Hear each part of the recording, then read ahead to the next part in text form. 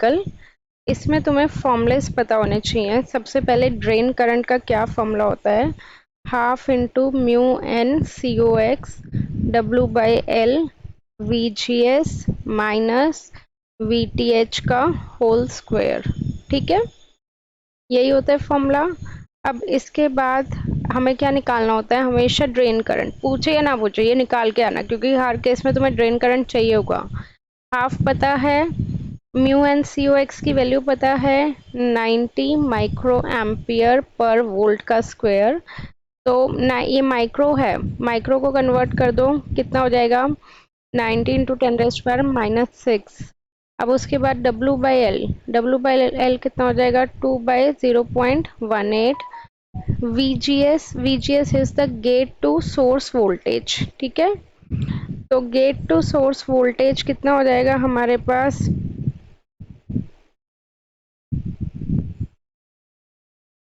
that is VGS is how much, 1, right, 1 minus, ये देखो ये क्या होता है, अगर तुम्हारा मॉसफेट है तो ये वाला पार्ट क्या होता है गेट, ओके, ये वाला पार्ट क्या होता है ड्रेन, और ये वाला पार्ट क्या होता है सोर्स। ओके, तो ये क्या है हमारे पास gate to source voltage, gate और सोर्स के बीच में वोल्टेज कितनी है 1 volt. That means this voltage is denoted by VGS। तो 1 माइनस VTH का होल स्क्वायर, VTH इन्होंने दिया हुआ है दैट इज 0.5 का होल स्क्वायर। Okay, correct. तो यहाँ से हमारे पास ID की वैल्यू आ जाएगी। क्लियर, यहाँ तक बोलो, कोई डाउट?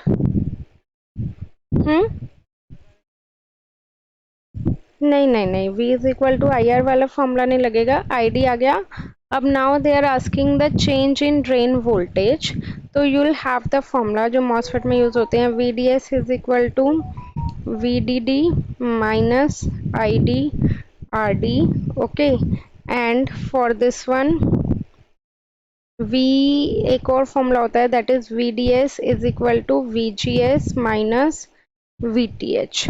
क्लियर, तो ये बेसिकली क्या पूछना चाह रहे हैं, क्या कहना चाह रहे हैं, जब VGS की वैल्यू 1 वोल्ट है तो कितनी VDS आ रही है, एंड अगर VGS की वैल्यू चेंज हो रही है, ओके, VGS की वैल्यू चेंज हो रही है from 1 volt to 20 milli volt, तो कितनी वोल्टेज आ रही है, ड्रेन वोल्टेज आ रही है। तो दोनों ही केसेस में तुम्हें क्या कैलकुलेट करना है, ड्रेन वोल्टेज कैलकुलेट करनी है। ड्रेन वोल्टेज कैलकुलेट करके दोनों केसेस में देन यू कैन कंपेयर कि ये आ रही है तो इतनी ड्रेन वोल्टेज आ रही है, ये वाली आ रही है, ये वैल्यू ले रहे हैं हम VGS की तो इतनी ड्रेन वोल्टेज आ रही है, और ड्रेन वोल्टेज फिर यू कैन कंपेयर कि कितना चेंज है।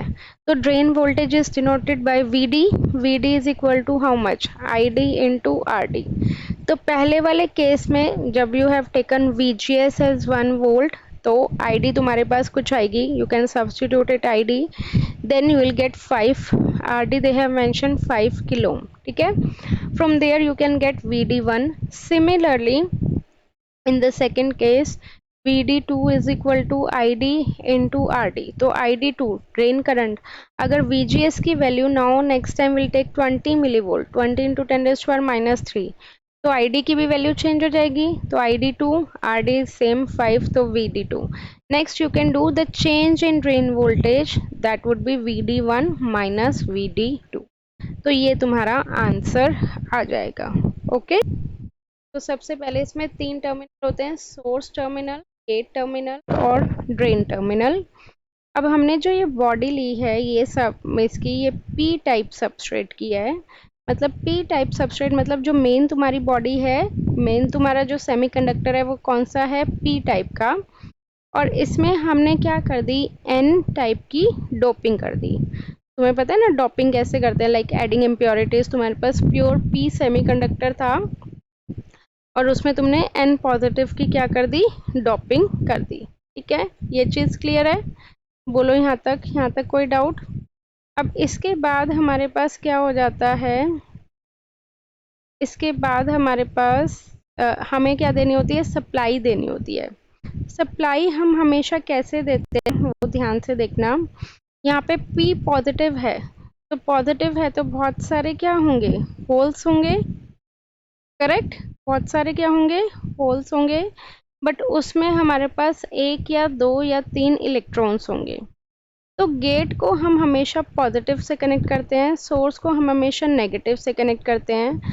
अगर हम यहाँ पे पॉजिटिव टर्मिनल देंगे तो ये सारे के सारे इलेक्ट्रॉन्स यहाँ पे इकट्ठे हो जाएंगे, क्योंकि पॉजिटिव और नेगेटिव एक दूसरे को क्या करेगा, अट्रैक्ट करेगा। तो ये गेट और सोर्स के बीच की वोल्टेज है, तो इस वोल्टेज को हम क्या बोलते हैं, that is known as VGS। ठीक है, अब मैंने कम वैल्यू दी है VGS की तो कम इलेक्ट्रॉन्स इकट्ठे होंगे, राइट।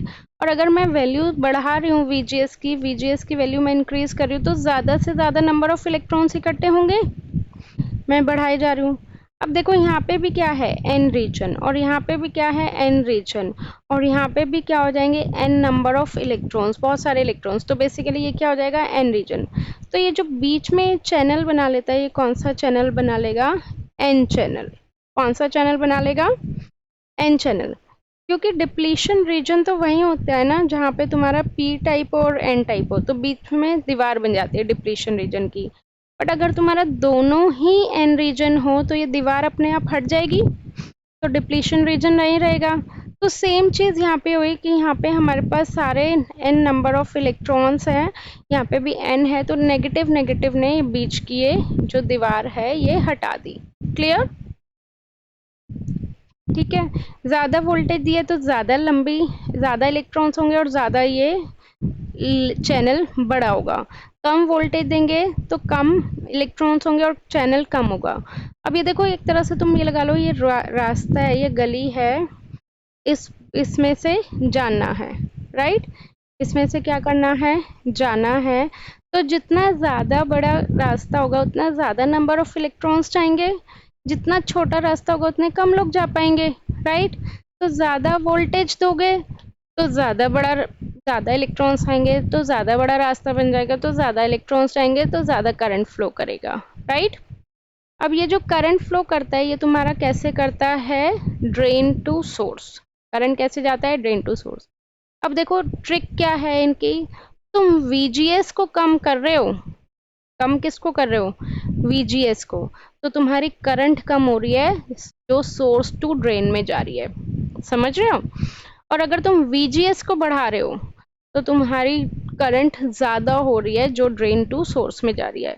इसका मैं एक बेस्ट एग्जांपल बताती हूँ। लाइक सपोज तुम्हारे घर में टैप है, टैप में यहाँ पे वाटर इकट्ठा हो रहा है, ठीक है। तो जहाँ पे तुम्हारा वाटर इकट्ठा हो रहा है उसको हम क्या कहेंगे, ड्रेन कहेंगे। जहाँ से पीछे से तुम्हारा पानी आता है उसको हम क्या कहेंगे, सोर्स कहेंगे। और जिससे तुम कंट्रोल कर रहे हो उसको हम क्या कहेंगे, गेट कहेंगे। तो अगर तुम गेट को कम कर रहे हो, गेट नल तुमने कम खोला, तो सोर्स से ड्रेन में पानी कम आएगा, ज़्यादा जाएगा, कम आएगा। तो तुम किसको छेड़ रहे हो, ना तो तुम सोर्स को छेड़ रहे हो ना ड्रेन को, किसको टच कर रहे हो, गेट को। इधर आ जाओ, तुम गेट की वोल्टेज कम दे रहे हो तो ड्रेन टू सोर्स में पानी कम जा रहा है, जा रहा है ना। अब तुम गेट को बढ़ा रहे हो तो सोर्स से ड्रेन में पानी ज़्यादा जाएगा। अब तुम यहाँ पे VGS की वैल्यू बढ़ा रहे हो, VGS की वैल्यू बढ़ा रहे हो तो ये चैनल बढ़ जाएगा, चैनल बढ़ जाएगा तो सोर्स से ड्रेन में करंट ज़्यादा जाएगा, तो VDS उसके अकॉर्डिंग हो जाएगा। देखो क्या लॉजिक है। तो तुम गेट से कंट्रोल कर रहे हो फ्लो ऑफ करंट को VGS से, तुम्हारे हाथ में सिर्फ एक चीज़ है VGS, उससे तुम करंट के फ्लो को कम या ज़्यादा कर रहे हो। तो इस टाइप के चैनल को हम क्या बोलते हैं, N चैनल मॉसफेट। इसी तरह हमारे पास कौन से चैनल का भी आता है, P चैनल का भी आता है। P चैनल है तो उसमें N चैनल की क्या लोगे, बॉडी लोगे, राइट। जैसे यहाँ पे P चैनल की बॉडी ली थी, P टाइप सबस्ट्रेट लिया था, यहाँ पे क्या करोगे, N टाइप सबस्ट्रेट, ठीक है। यहाँ पे हमारे पास P से डोपिंग कर दी ताकि जितने भी होल्स हैं वो सारे यहाँ आ जाएं, फिर से गेट, ड्रेन, सोर्स, ये क्या हो जाएगा, अब यहाँ पे ये नेगेटिव हो जाएगा, ये पॉजिटिव हो जाएगा क्योंकि उसको अट्रैक्ट करवाना है। ठीक है, ये इसकी थ्योरी मटेरियल्स तुम्हें मैं दे दूंगी, वहां से लिख लेना। नेक्स्ट देखो, काउंटर बहुत इंपॉर्टेंट और फ्रिक्वेंटली रिपीटेड क्वेश्चन है। अब या तो ये इसमें बोलेंगे पॉजिटिव एज ट्रिगर, या फिर ये बोलेंगे नेगेटिव एज ट्रिगर, या फिर ये बोलेंगे अप काउंटर, या फिर ये बोलेंगे डाउन काउंटर। और टाइमिंग डायग्राम इन्होंने बोला हो या ना बोला हो, तुम्हें ज़रूर बना के आना है। ओके, लाइक सपोज तुम्हारे पेपर का ये क्वेश्चन ले लेते हैं जो पूछा जाता है। दे सेड रियलाइज, 3 नंबर का क्वेश्चन आता है ये हर बार। ठीक है, तो they said realise 3 bit down counter using the negative edge triggered JK flip flop. तो 3 बिट है तो कितने फ्लिप फ्लॉप बनेंगे, 3 फ्लिप फ्लॉप बनेंगे। या तो ये जेके फ्लिप फ्लॉप बोलते हैं या फिर ये टी फ्लिप फ्लॉप बोलते हैं। ओके, अब इन्होंने अगर जेके फ्लिप फ्लॉप बोला तो like suppose this is JA, JB, JC and KC। Okay, output क्या होती है, QA bar, then it would be QB bar, then it would be QC and QC bar. Clear. अब J और K को तुम्हें किससे कनेक्ट करना है, ऑलवेज लॉजिक 1 से। इसमें भी J और K को क्या बोलेंगे, लॉजिक 1 से। T बोलेंगे तो T को भी लॉजिक 1 से ही कनेक्ट करना है।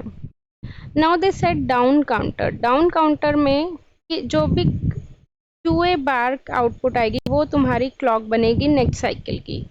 अब इन्होंने कौन सी क्लॉक बोली हुई है, negative edge triggered. Negative edge triggered मतलब ऐसे बनाओगे और एक सर्कल बना दोगे। यहाँ पे देखो, अगर हमारे पास फ्लिप फ्लॉप है, सर्कल है, तो ये कौन सी क्लॉक होती है, नेगेटिव एज ट्रिगर्ड।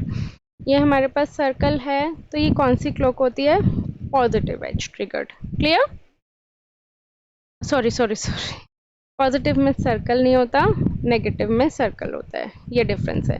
यहाँ पे नेगेटिव बोलिए तो नेगेटिव बना देंगे सर्कल। यहाँ पे डाउन काउंटर बोला है तो किससे कनेक्ट करा है, QA बार से, QB बार से। और अगर ये अप काउंटर बोलते तो किससे कनेक्ट करते, QA बन जाती तुम्हारी clock cycle next flip flop की, QB बन जाती तुम्हारी clock cycle next flip flop की। ठीक है, यहाँ पे भी हमें सेपरेटली देना पड़ेगा, तो यहाँ पे हमने क्लॉक पल्स प्रोवाइड कर दी। तो नेगेटिव एज हो गया सर्कल के लिए, डाउन काउंटर हो गया QA बार और QB बार के लिए। अब इसका हमें क्या बनाना है, टाइमिंग डायग्राम। टाइमिंग डायग्राम में अगर 3 बिट हैं तो that means 2⁻³ is equal to 8। तो कितनी क्लॉक पल्स बनेंगी तुम्हारी, 8 क्लॉक पल्स बनेंगी। ठीक है, कितनी क्लॉक पल्स बनेंगी, 8।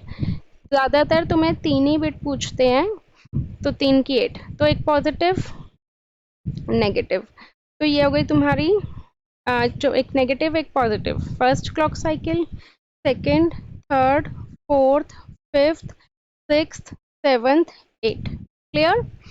अब इन्होंने क्या बोला हुआ है, नेगेटिव एज बोला हुआ है। नेगेटिव एज है तो ये जब भी ऐसे चल रहे हो तुम, नीचे से ऊपर जा रहे हो तो पॉजिटिव एज होएगा, ऊपर से नीचे जा रहे हो तो negative edge, negative edge, negative edge, negative edge. इसको ऐसे एरो से मार्क कर लेना, because this is you are showing कि नेगेटिव एज। इसको थोड़ा सा एक्सटेंड कर लो। नेगेटिव एज का मतलब क्या होता है कि जब भी नेगेटिव एज आएगा तो तुम्हारी आउटपुट क्या हो जाएगी, चेंज हो जाएगी। तो अब सबसे पहले तुम्हें किसकी बनानी है, QA की बनानी है। QA की देखो कैसे बनेगी, this is clock, write down clock QA। तो स्टार्टिंग हमेशा आउटपुट किससे होती है, 0 से। नेगेटिव एज आया, चेंज हो गई, फिर नेगेटिव एज आया, चेंज हो गई। तभी मैंने बोला था थोड़ा सा एक्सटेंड कर लेना। नेगेटिव एज आया, चेंज हो गई, then again, then again, again. Starting कहाँ से होगी, 0 से। ठीक है, but now you can see कि QA बार तुम्हारी कनेक्ट है, तो तुम्हें QA का कुछ नहीं करना, तुम्हें क्या चाहिए, QA बार। बट तुम्हारे पास यहाँ से क्या आई है, QA। तो QA is exactly opposite of the QA बार, होगी ना। QA बार अपोजिट होगी तो उसको बिल्कुल उल्टा बना लो। जो यहाँ पे 1 था वो 0 हो जाएगा, जो 0 था वो 1 हो जाएगा। अगेन बिल्कुल exactly opposite, like suppose this is 0 1 0 1 0 1 0 1, तो यहाँ पे कितना हो जाएगा 1 0 1 0 1 0 1 0। क्लियर? अब तुम्हें ये वाली क्लॉक साइकिल क्यू है तुम्हारी अब क्या बन गई, नेक्स्ट फ्लिप फ्लॉप के लिए clock cycle. Correct? As you can see Q A bar, sorry Q A bar क्या बन गई, नेक्स्ट फ्लिप फ्लॉप के लिए क्लॉक साइकिल। तो इसका अब नेगेटिव एज देखना है। नेगेटिव मतलब मैंने बताया था जब भी नीचे जाएगा, तो नीचे कब जा रहा है, ऊपर से नीचे गया, नेगेटिव एज। नेगेटिव एज यहाँ से नीचे से ऊपर जा रहा है, पॉजिटिव होता है वो, जब भी ऊपर से नीचे जाएगा तो नेगेटिव एज। तो नेगेटिव को एक्सटेंड कर लो।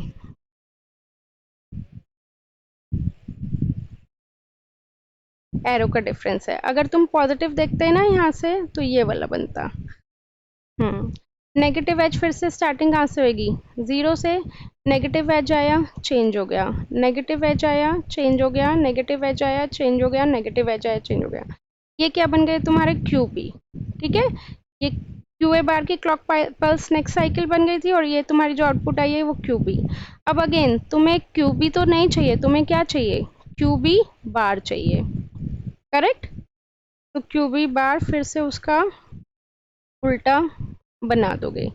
फिर से अब क्यू बी बार क्या बन गई तुम्हारी, नेक्स्ट साइकिल। तो पॉजिटिव से नेगेटिव, नेगेटिव एज और यहाँ पे नेगेटिव एज।